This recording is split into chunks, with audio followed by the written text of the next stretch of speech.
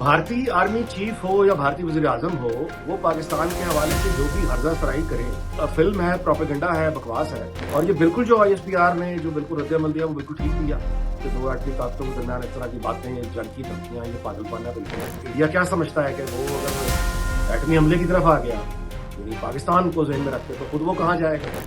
भारत के 17 शहर हैं, कम से कम 17 शहर जो 24 घंटे पाकिस्तान के निशाने पर है। अगर पाकिस्तान पर खुदा न खास्ता किसी ने ऐसा एटमी हमला करने की सोचे भी भारत की तरफ से, तो वो तो ऑटोमेटिकली खुद ब खुद चीजें चल पड़ेंगी और फिर पीछे यानी बचेगा ही कुछ। भारतीय आर्मी चीफ हो या भारतीय वजीर आजम हो, वो पाकिस्तान के हवाले से जो भी हर्जा सराई करें, वो सिर्फ एक फिल्म है, प्रोपेगेंडा है, बकवास है। उसके अलावा उसमें कोई मामूली सी अकल रखने वाला भी नहीं सोच सकता कि भारत दोबारा से पाकिस्तान के साथ कोई एडवेंचर करने की सोच सकता है। और ये बिल्कुल जो ISPR ने जो बिल्कुल रद्द-ए-अमल दिया वो बिल्कुल ठीक दिया कि दो आटमी ताकतों के दरमियान इस तरह की बातें, जंग की धमकियां, ये पागलपन है बिल्कुल ही। और जाहिर है कि ये दोनों नहीं, फिर तो पूरा खत्ता मुतासर होगा, बल्कि पूरी दुनिया मुतासर हो जाएगी। वो तो एक ग्लोबल इकोनॉमी सारी की सारी, मतलब है वो फिर किसी के हालात काबू में नहीं रहेंगे। इस तरह के तो मामला जो हैं वो इंडिया क्या समझता है कि वो अगर एटमी हमले की तरफ आ गया, यानी पाकिस्तान को ज़हन में रखते तो खुद वो कहाँ जाएगा। भारत के 17 शहर हैं, कम से कम 17 शहर जो 24 घंटे पाकिस्तान के निशाने पर है। और वो एक खुदकार मैकेनिज्म के तहत, वो पाकिस्तान का जो न्यूक्लियर वो जो डेटरेंस है, वो तो एक खुदकार निजाम के तहत काम करता है। अगर पाकिस्तान पर खुदा न खास्ता किसी ने ऐसा एटमी हमला करने की सोचे भी भारत की तरफ से, तो वो तो ऑटोमेटिकली खुद ब खुद चीजें चल पड़ेंगी और फिर पीछे यानी बचेगा ही कुछ नहीं। दूसरी बात यह है कि भारत जो है वो मतलब ये कहना कि भारत इतनी बड़ी ताकत बन गया, हमने अभी इसराइल का तमाशा बनते हुए देख लिया। यानी इसराइल ने ईरान जैसे कमजोर मुल्क पर, पाकिस्तान के मुकाबले में तो बहुत कमजोर है ईरान, और इसराइल मगरबी दुनिया में इंडिया से बहुत तगड़ा है। तो वो इसराइल जो भारत से तगड़ा है, उस ईरान पर जो पाकिस्तान से कमजोर है, एटमी हमला नहीं कर सका। क्योंकि अगर एटमी हमले की तरफ वो जाते हैं, सोचते भी हैं, तो डॉक्टर विक्टर गाओ ने एक तरह से आके चीन का रद्द-ए-अमल पूरी दुनिया को बता दिया हुआ है कि एटमी हमला करने वाला मुल्क अगर वो इसराइल ईरान पर करता है, तो फिर इसराइल की हुकूमत के साथ वही होगा जो वो ईरान के साथ करेंगे। इसका सीधा मतलब ये है कि वही एटमी हमला फिर इसराइल पर हो जाएगा। और उसकी वजह फिर डॉक्टर विक्टर गाओ ने जो बताई है रिकॉर्ड पर, वो ये है कि जंग में एटमी हमला करना, वो फिर आप किसी दूसरे मुल्क के दुश्मन नहीं रहते, वो फिर आप इंसानियत के दुश्मन बन जाते हैं। ये डॉक्टर विक्टर गाओ के अल्फाज हैं कि एटमी हमला करने वाला जो भी मुल्क होगा, वो ह्यूमन काइंड की एग्जिस्टेंस का दुश्मन होगा।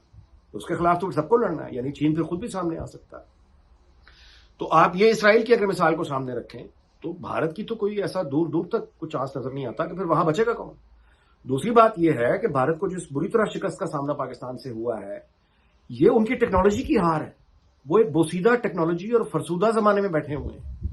उनकी जो कंप्लीट जो डिपेंडेंस है भारत की, यानी जो फौजी टेक्निक की, साजो सामान की और हथियारों की और कम्युनिकेशन की और कोऑर्डिनेशन की, वो सारी टेक्निक उनकी आउट ऑफ डेट है, प्रूव हो चुका है। उनकी जो डिपेंडेंस है वो इसराइली टेक्नोलॉजी पर है। उनकी डिपेंडेंस जो है वो अमेरिकन टेक्नोलॉजी पर है, यानी अमेरिकन सैटेलाइट्स और अमेरिकन इंटेलिजेंस और इसराइली टेक्नोलॉजी, वो तो फ्लॉप हो गई है सारी की सारी। चाइना बहुत आगे जा चुका है। यानी जिस यूरोपीय यूनियन का राफेल तैयारा चीनी टेक्नोलॉजी ने और पाकिस्तानी पायलट्स ने और टीम ने चुटकियों में उड़ा दिया, तो वहां पे अमेरिकन या इसराइली टेक्नोलॉजी क्या कर लेगी। जो कुछ यानी उनकी जो ग्लोबल पोजिशनिंग सिस्टम है अमेरिका के पास, जो सैटेलाइट्स हैं, उनसे ज्यादा जदीद बेडू 3 है। क्योंकि अमेरिकन जो GPS सिस्टम है, वो जो तस्वीरें या वो जो नजर रखता है दुनिया के खितों में, उसमें मौसम का बड़ा इफेक्ट होता है। अगर बारिश हो जाए या रात बहुत स्याह है, तो उनकी तस्वीरों की वो क्वालिटी नहीं रहती, इमेजेस की जो वो कैप्चर करते हैं बारिश की सूरत में, तूफान की सूरत में। जो बेडू 3 चाइनीज सैटेलाइट है, वो बारिश और तूफान में भी बहुत अच्छी तस्वीर खींचने की सलाहियत रखता है। वो गहरी जो काली स्याह रात होगी, अंधेरा, वो वहां से भी बहुत अच्छी पिक्चर पिक कर लेता है। ये GPS से आगे चले गए। तो जो उनकी यानी सलाहियत है चीनी सैटेलाइट्स की दुनिया को देखने की, वो अमेरिकी और इसराइली टेक्नोलॉजी से बहुत आगे की चीज है। तो बुनियादी तौर पर दुनिया में ये ताकत का तवाजुन बदल चुका है। अभी हमने डोनाल्ड ट्रंप का जो दौरा देखा है चीन का, उसमें पूरी दुनिया ने नोट कर लिया कि अमेरिकी सदर डोनाल्ड ट्रंप और चीनी सदर का जो इत्मीनान था, उसमें जमीन आसमान का फर्क था। تو بنیادی طور پہ اس نئے دنیا میں جو کہ وجود میں آ چکی ہے اس کا ظہور ہو چکا ہوا ہے. اس میں امریکہ واحد سپر پاور نہیں ہے. وہاں پہ چین ان کے مقابلے میں کھڑا ہے ہر لحاظ سے. اور پاکستان ایک ایسی منفرد حیثیت رکھتا ہے کہ ان دو بڑی عالمی طاقتوں کے یعنی چین اور امریکہ دونوں اس کو پاکستان کو عزیز رکھتے ہیں. یعنی ایک طرف سے امریکہ ہے جہاں ڈونلڈ ٹرمپ وہ پاکستان کی تعریفیں کرتے ہیں, پاکستان کے اچھے لوگوں کی تعریفیں کرتے ہیں, فیلڈ مارشل آصف منیر کی تعریفیں کرتے ہیں, وزیر اعظم شہباز شریف کی تعریفیں کرتے ہیں, وہ تھکتے نہیں ہیں اس بات سے. اور مودی حکومت کا مستقل وہ مذاق اڑائے چلے جا رہے ہیں. یہ ہے امریکہ. دوسری جانب ہے چین جس کی بھارت سے روایتی دشمنی ہے. پاکستان کا وہ بھائیوں جیسا دوست ہے اور وہ بار بار کہہ چکا ہے کہ پاکستان میں ہمارے بھائی اور بہن ہیں, ہم پاکستان کے ہر وقت ساتھ کھڑے ہیں. تو خود بھارت کے اندر جو ہوش مند آوازیں ہیں وہ بھارت میں حکومت کو بتا رہی ہیں کہ آپ ایک بارڈر کے ساتھ دو اینیمی, یعنی بارڈر پاکستان کا ہوگا, لڑنے والے دو ہوں گے, پاکستان اور چین. یہ بھارت کے اپنے اندر سے آوازیں اٹھ رہی ہیں. تو جو پاکستان سے نہیں لڑ سکے وہ چین سے کیا لڑیں گے؟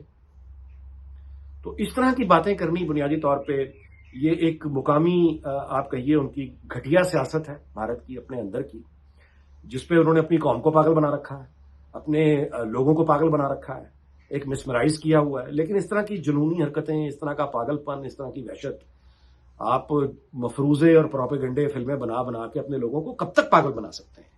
کب تک جھوٹ بولیں گے؟ ایک نہ ایک دن وہ جھوٹ سامنے آتا ہے, اور جھوٹ سامنے بہت حد تک آ چکا ہے. جو باقی رہ گیا وہ بھی آ جائے گا. تو اس لیے پاکستان پر اس وقت کسی بھی طرح کا کوئی اٹیک کرنا یا اس طرح کا کوئی ایڈونچر کرنا بھارت کو بہت مہنگا پڑے گا. اور ایک نیوکلیئر تو آخری آپشن ہوتی ہے, اس سے پہلے ایک روایتی جنگ جس کو کہتے ہیں, روایتی جنگ, کنونشنل وار, اس میں ان کو اتنی مار پڑے گی کہ جتنی پہلے مار پڑی تھی اس سے کہیں زیادہ ان کو مار اس دفعہ پڑے گی. ان کا رہا سہا جو فلیٹ ہے وہ فائٹر طیاروں کا وہ بھی جائے گا, ان کے رہے سہے جو بیسز ہیں ملٹری بیسز وہ بھی جائیں گی. تو اپنے اگر ان کو نقصان کروانے کا شوق ہے تو آ جائیں. پہلے بھی کئی دفعہ آئے, مار کھا کے گئے ہیں, ایک دفعہ اور آ جائیں گے, مار کھا کے چلے جائیں گے. لیکن بنیادی طور پہ وہ دو ایٹمی طاقتوں کے درمیان یہ اس طرح کے جو مارکے ہیں, یہ اس طرح کی جو معاملات ہیں, یہ آگے بڑھ کے پوری دنیا کی معیشت کو ہلا سکتے ہیں اور یہ بہت خطرناک ہیں. اور مودی حکومت کے یہ جو ارادے ہیں اور جس طرح کی یہ باتیں ہیں, اس پر پوری دنیا کو ایکشن لینا چاہیے, مشترکہ ایکشن لینا چاہیے. یعنی پہلے تو یہ تھا کہ بھارت نے یا پاکستان نے پٹائی شروع کی اور یہ بھاگ گئے بھارت والے, تو اس وقت تو جا کے ڈونلڈ ٹرمپ کے پیر پکڑے کہ پاکستان سے کہو کہ جنگ رکوا دیں, ہم پہ حملہ مت کریں. اس دفعہ تو ڈونلڈ ٹرمپ ان کے ساتھ ویسا کھڑا نہیں ہوگا, امریکہ بھی ان کے ساتھ نہیں ہوگا, چین بھی ان کے ساتھ نہیں ہوگا. اسرائیل کو یہ ویسے ہی دیکھ چکے ہیں کہ پہلے ہی کمزور پڑ چکا ہے, خود یہ کسی قابل نہیں ہے لڑنے کے, تو انہوں نے پاکستان سے کیا لڑنا.